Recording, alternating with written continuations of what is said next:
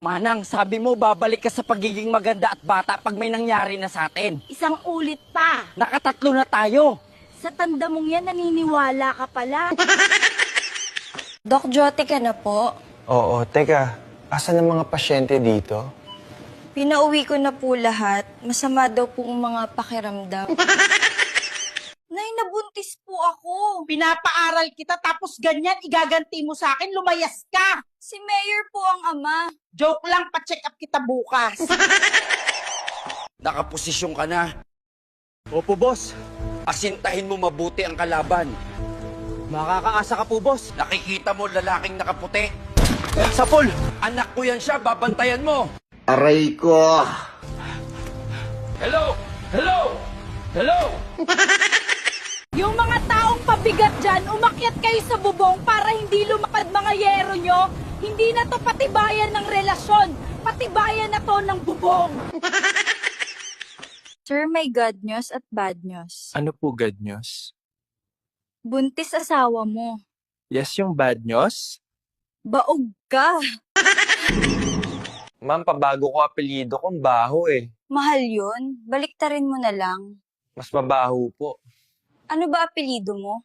Lubot po. Babe, wala tao sa bahay. Tara na. Pero meron ako sa Lunes pa matapos. Oh shit, not good. Wala pala akong pamasahe sa Lunes pa pera ko. Late ka na naman, kaya wala ka alam. Kilala mo po si Marta? Hindi. Ikaw pala wala alam, kabit yun ng asawa mo. Tay, pinatawag kita dahil nang halik anak mo. Mana ka talaga sa akin, anak maganda ba hinalikan niya? Pogi po siya, Tay. Tay, may third eye ako. Paano mo nasabi? 5 tayo dito sa bahay, pero ako lang ang nakakakita ng mga gawain dito. Mahal, ano nangyari? Naoperahan ka na sa puso. Kumusta ako?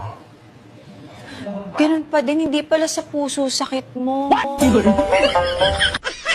Hawak namin anak mong babae, tubusin mo 1 milyon!